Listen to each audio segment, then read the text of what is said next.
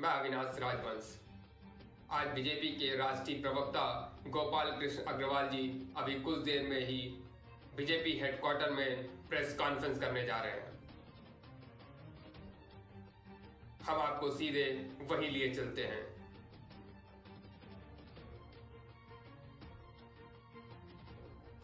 बंधुओं, आज दशहरे के बाद और दिवाली से पहले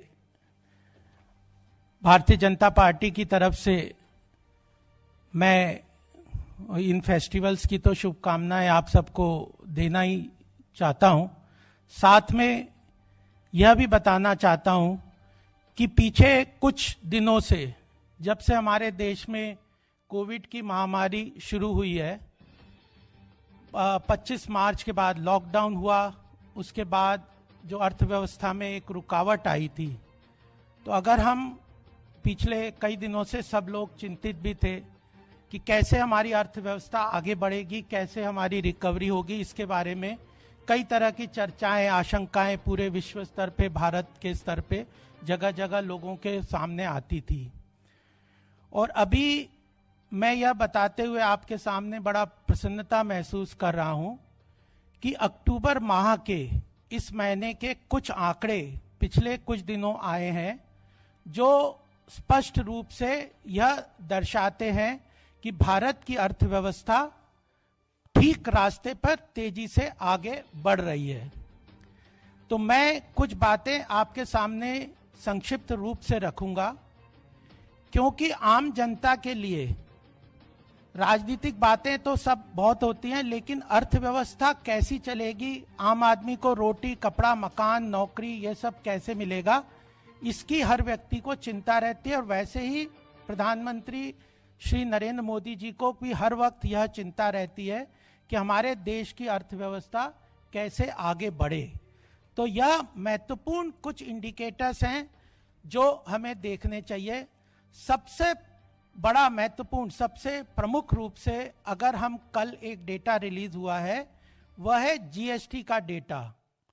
जीएसटी का इतना व्यापक डेटा आता है, tax collection, indirect tax collection से सारी इकोनॉमिक एक्टिविटी का अल्टीमेटली एक्यूमुलेशन अगर होता है तो जीएसटी के कलेक्शन फिगर्स में होता है।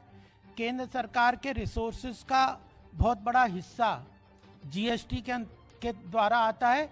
ऐसा ही प्रदेश सरकारों को जो बहुत बड़ा रिसोर्स एलोकेशन सेंटर से होता है, उनकी अर्थव्यवस्था चलाने के लिए एक महत्वपूर्ण मजबूती अगर कोई फिगर प्रोवाइड कर सकती है तो वह जीएसटी की फिगर प्रोवाइड कर सकती है। और इस बार का जो कलेक्शन है अक्टूबर का, वह 1 लाख से भी ऊपर, 1,05,000 करोड़ का जीएसटी कलेक्शन हुआ है। और यह अपने आप में बहुत महत्वपूर्ण फिगर है जो बताती है कि हमारी अर्थव्यवस्था वापस पटरी पर तेजी से आ रही है, चल रही है। और यह ईयर ऑन ईयर कंपैरिजन अगर हम देखें, पिछले साल अक्टूबर के माह से यह 10% ज्यादा है। 95,000 करोड़ का पिछले साल 2019 में, जबकि कोविड की इतनी कोई त्रासदी नहीं थी देश में, तब से बढ़ के 10% आगे बढ़ के आज जीएसटी का ये कलेक्शन अच्छा 1 लाख से ऊपर हुआ है, जिससे केंद्र सरकार ने प्रदेश सरकारों के लिए भी एलोकेट कर दिया सीजीएसटी, आईजीएसटी के तहत। तो यह एक बहुत महत्वपूर्ण फिगर हम सबको अपनी अर्थव्यवस्था को आगे बढ़ाने के लिए एक मापदंड के रूप में सामने खड़ी है। दूसरी, केवल यही नहीं है, अर्थव्यवस्था के अंतर्गत बहुत सारी डेटा होते हैं, बहुत सारे फिगर्स होते हैं, बहुत सारे इंडिकेटर्स होते हैं।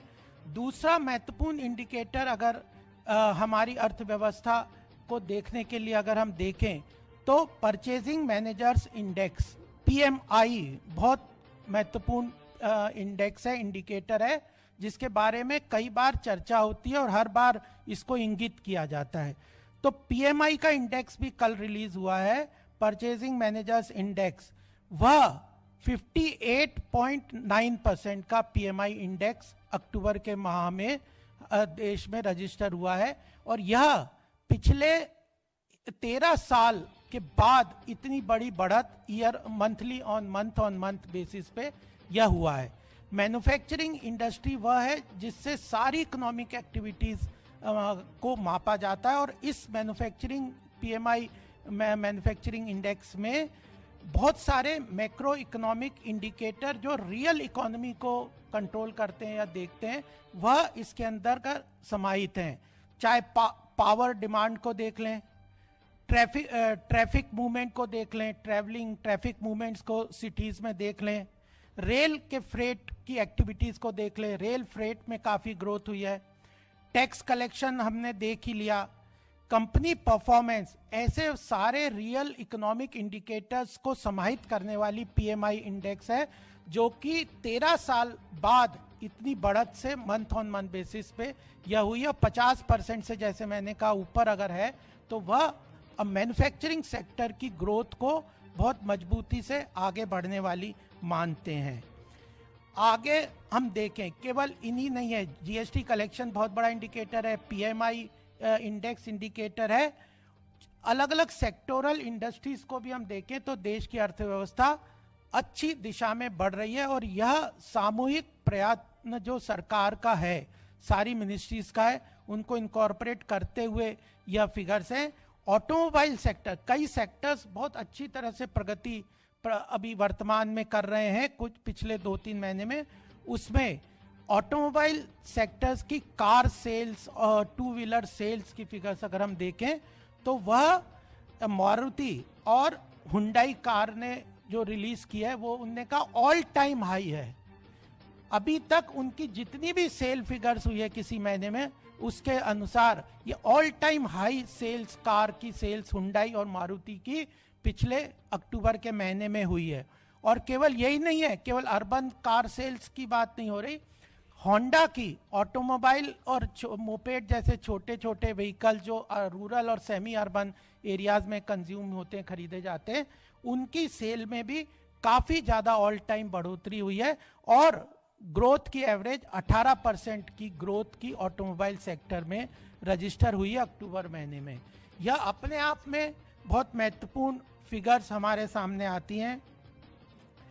आगे अगर हम देखें तो सबसे महत्वपूर्ण अगर इंडस्ट्रियल प्राइवेट सेक्टर इकोनॉमी में अगर हम देखें तो कॉरपोरेट सेक्टर के रिजल्ट्स, क्योंकि वो इक्विटी मार्केट, कैपिटल मार्केट और पूरी इकोनॉमी को ड्राइव करता है, प्राइवेट कैपिटल फॉर्मेशन को बताता है, टोटल प्रॉफिटेबिलिटी कंपनीज की कितनी हुई है, वह क्वार्टरली रिजल्ट्स को हम देख लें तो अक्रॉस ऑल सेगमेंट्स एक फिगर है सेकंड क्वार्टर की, यानी अप्रैल टू जून क्वार्टर, ये जो सेकंड क्वार्टर की जो है सितंबर क्वार्टर की जो रिजल्ट्स हैं उसमें 470 सितंबर एंडिंग क्वार्टर के रिजल्ट 470 कंपनी ने पॉजिटिव रेवेन्यू ग्रोथ रजिस्टर के, remarkable positive post tax profit register किया 470 कंपनियों ने।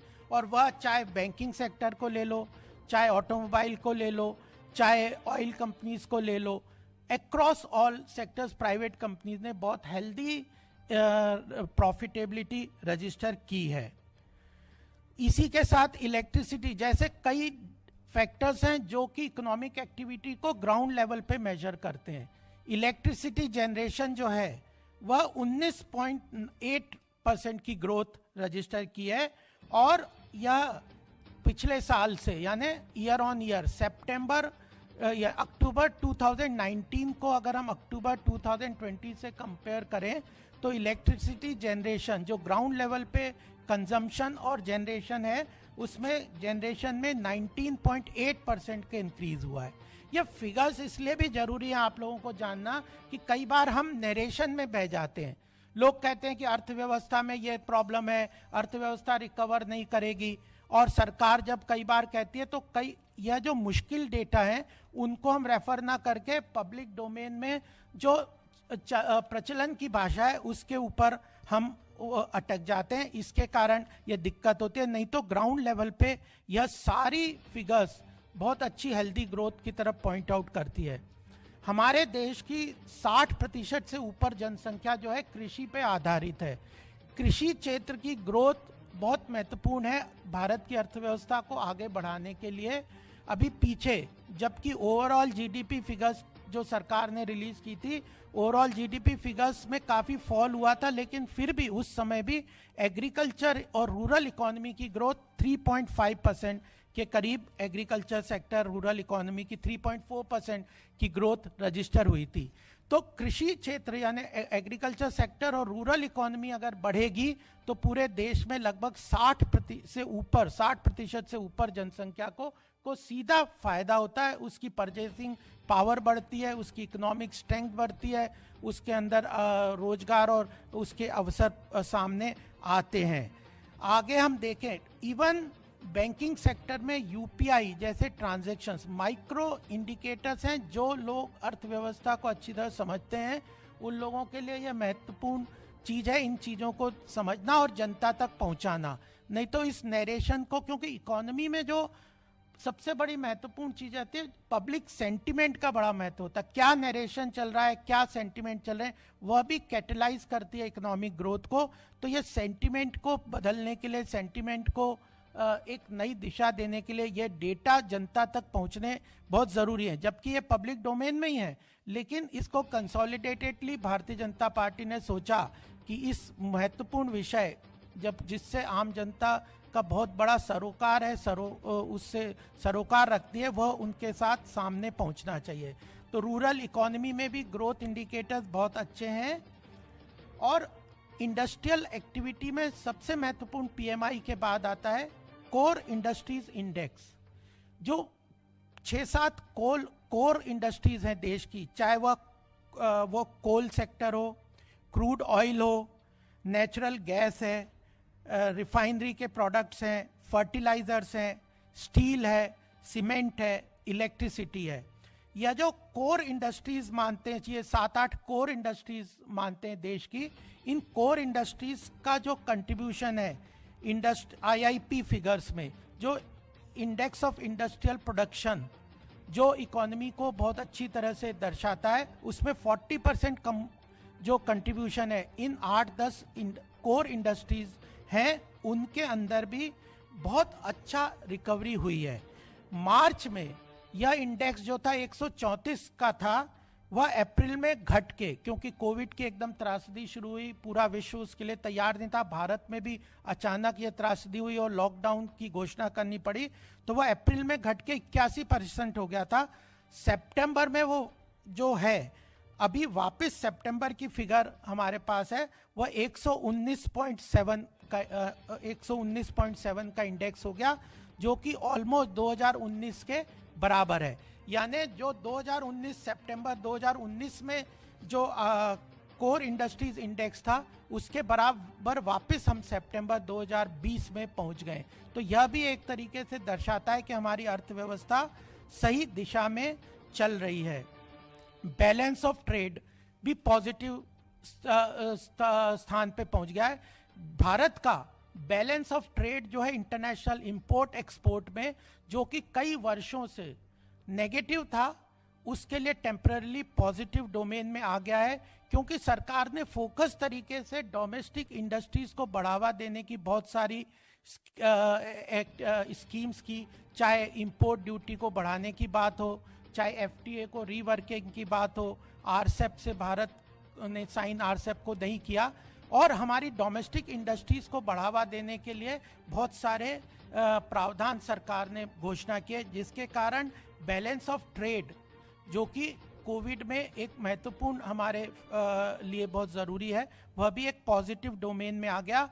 और एफडीआई सबसे महत्वपूर्ण ग्लोबल इकोनॉमी के इंडिकेटर में, अगर ग्लोबल इन्वेस्टर्स का जहां कॉन्फिडेंस है वहां पे कोई भी पैसा लगाता है, ग्लोबली जो एफडीआई है वो 45% की फॉल हुई है। ग्लोबल एफडीआई फ्लो में फॉल हुआ है 45% का, लेकिन भारत में एफडीआई इस कोविड के बाद भी बढ़ा है। ये अपने आप में बताता है कि विश्व स्तर पे भारत की इकोनॉमी में ग्लोबल इन्वेस्टर्स का कॉन्फिडेंस बढ़ा है। और आज अभी तक का जो फॉरेन एक्सचेंज रिजर्व्स 3-4 दिन पहले का जो फिगर है, $560 बिलियन का जो फॉरेन एक्सचेंज रिजर्व भारत का हो गया है, यह अभी तक का लार्जेस्ट रिजर्व्स है। इतनी बड़ी त्रासदी में, जबकि हमारा सारी तरह से इकोनॉमी में कई तरह की प्रॉब्लम्स आई, उसके बाद भी हमारा एफडीआई भी पॉजिटिव रहा और फॉरेन एक्सचेंज रिजर्व्स हमारी बढ़ी है।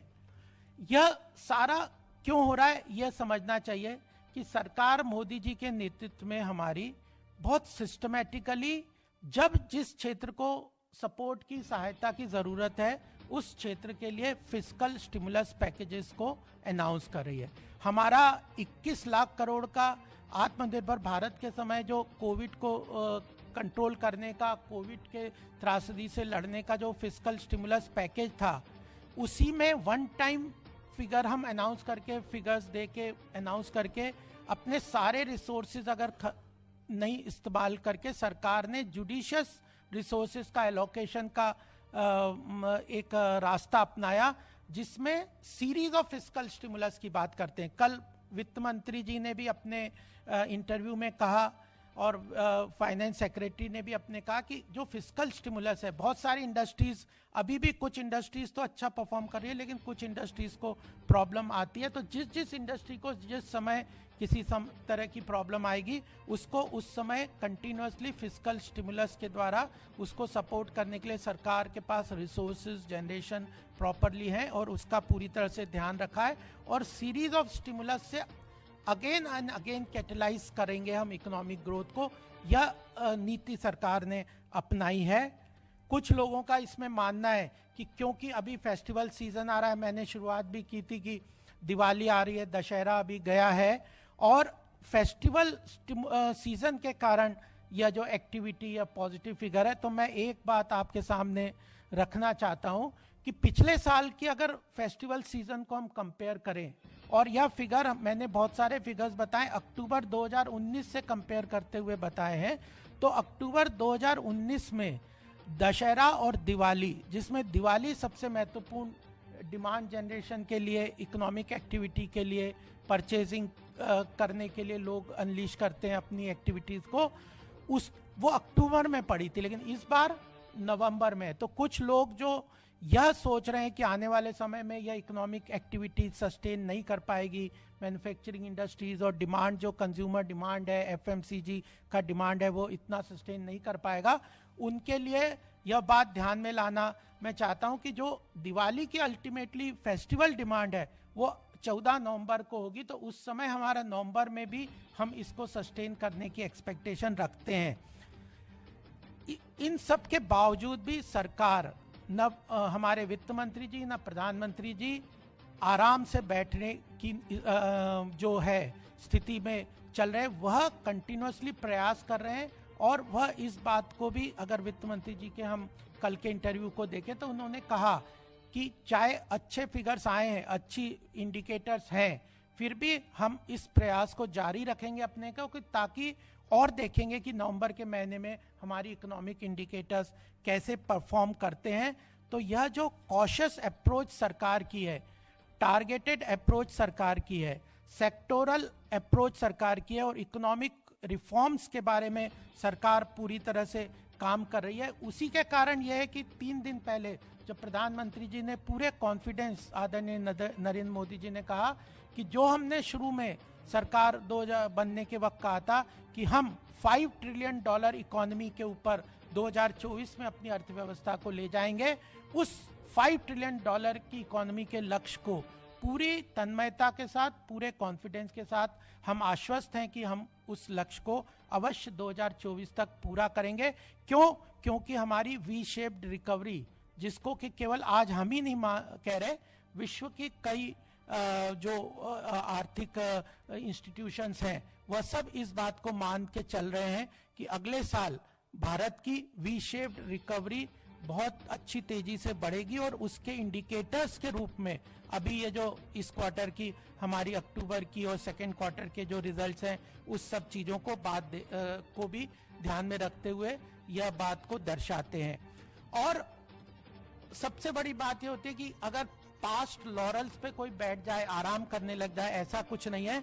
इकोनॉमिक रिफॉर्म्स के कई महत्वपूर्ण कदम हमारी सरकार ने लिए हैं इमीडिएटली, उनके एक टाइम लैग से उसका इम्पैक्ट आता है। एकदम कोई इकोनॉमिक पॉलिसी या इकोनॉमिक रिफॉर्म कोई सरकार घोषणा कर देते तो उसका तुरंत प्रभाव नहीं पड़ता, उसमें एक टाइम लैग रहता है इकोनॉमिक इंडिकेटर्स को सामने आने के लिए। जबकि इंडिकेटर्स बहुत अच्छे हैं, फिर भी बहुत सारे प्रभाव जो रिफॉर्म्स के हैं, जैसे एग्रीकल्चर सेक्टर में 3 महत्वपूर्ण बिल हमारी सरकार लेके आई है।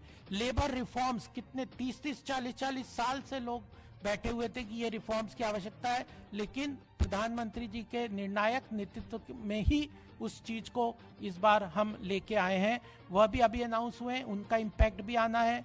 न्यू कई तरह की industrial policy, retail trade policy, logistical policy, ऐसे यानी इतने सारे प्रयास के साथ भी आत्मनिर्भर भारत के अंतर्गत पूरा इकोनॉमी को तेजी से आगे बढ़ाने के बहुत सारे रिफॉर्म्स सरकार कर रही है। कोल ब्लॉक की ऑक्शन की प्रक्रिया भी शुरू कर दी है। तो इन सारे economic reform, foreign trade policies के रिफॉर्म्स, ये सारे रिफॉर्म्स जो अभी इमीडिएटली अक्टूबर के महीने में सरकार ने अक्टूबर और सितंबर के महीने में घोषणा की और अभी भी जिनकी प्रक्रिया चल रही है, उन सब का भी इम्पैक्ट आने वाले समय में अच्छी तरह से होगा। और मैं क्योंकि आर्थिक विषय देखता हूँ, पार्टी के कई लोगों से इंटरेक्शन भी होता है, इंटरनेशनल प्लेटफॉर्म्स पे भी मेरी चर्चा होती है, और इंडस्ट्रियल एसोसिएशन, CII, फिकी, एसोचैम, PhD, इन सब लोगों से भी, और छोटे MSME सेक्टर, लघु उद्योग भारती, ऐसे सब संस्थानों से इंटरेक्शन होता है। उन सब में यह पॉजिटिव सेंटिमेंट की बात सामने निकल के आ रही है। उन लोगों को इस बात से आश्वस्त हैं कि सरकार अच्छी मेहनत से अर्थव्यवस्था को पुनः पटरी पे तेजी से लाने के लिए प्रयासरत है।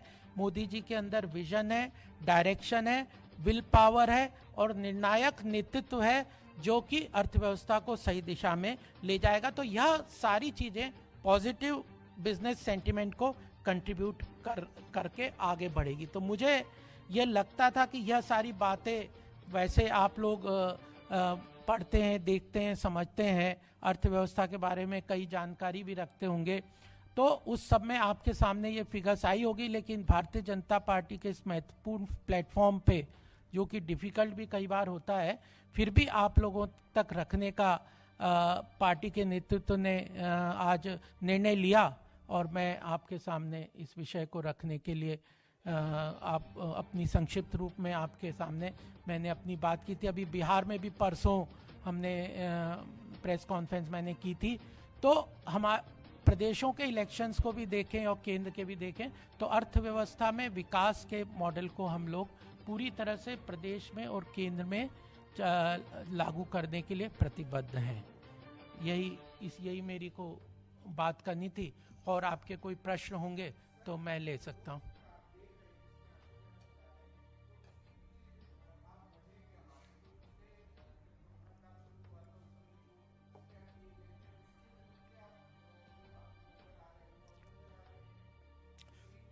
हाँ, मैं तो इसलिए मैंने बताया, कुछ तो सरकार के जो फिस्कल स्टिमुलस पैकेजेस हैं, कुछ और सरकार के राइट डायरेक्शन में टाइमली इंटरवेंशंस भी हैं। चाहे RBI का इंटरवेंशन आप देख लीजिए, क्रेडिट अवेलेबिलिटी की बात है, IBC जैसे जो प्रॉब्लम करते थे इंडस्ट्रीज को, उसके जो चेंजेस किए सरकार ने बैंकों के लेवल पे, NPA वगैरह को लेके, उसका भी फर्क है। स्टिमुलस पैकेज एग्रीकल्चर सेक्टर में जो फोकस किया जिस टाइम, उस सेक्टर को सरकार की योजनाओं के कारण, मनरेगा का, प्रधानमंत्री किसान योजना का, ऐसे बहुत सारे स्टिमुलस पैकेज अलग अलग टाइम में सरकार ने राइट टाइम पे राइट स्टेप्स लिए, और फिर उसके साथ आने वाले समय में और कई सारे जो स्टेप्स हैं, जो मैंने आपको इकोनॉमिक रिफॉर्म्स पाइपलाइन में की है, उसकी भी बात सामने की। और अल्टीमेटली भारत की जो जनसंख्या है, जो पॉपुलेशन है, वह अपने आप में बहुत बड़ी, 137 करोड़ से ऊपर की जो जनसंख्या है, वो अपने आप में बहुत डिमांड जनरेट करती है। तो उसका अगर सेंटिमेंट पॉजिटिव होता है, उसको विश्वास होता है अर्थव्यवस्था में, तो वो जो डिमांड जनरेट करती है, तो वो इकोनॉमी को अपने आप कैटलाइज करती है। इकोनॉमिक रिफॉर्म्स का रोड मैप है, पीछे जहां जिस सेक्टर की जरूरत है उसकी आवश्यकता की पूर्ति है, और क्रेडिट और इंडस्ट्री की रिक्वायरमेंट को, लेबर रिफॉर्म्स, एग्रीकल्चर रिफॉर्म्स, किसानों के लिए, उस तरह के सारे सरकार ने स्टेप्स लिए हैं। ठीक है ना? ठीक है, तो मुझे लगता है कि आप इस दिवाली के शुभ अवसर पर यह संदेश जनता तक यहाँ पे पहुँचाएंगे अवश्य कि भारत की अर्थव्यवस्था पूरी मजबूती से आगे बढ़ने के लिए उस रास्ते पे है और सरकार फिर भी उसके ऊपर आश्वस्त होकर बैठने वाली नहीं, कंटिन्यूअसली इस विषय पे काम करेगी। धन्यवाद।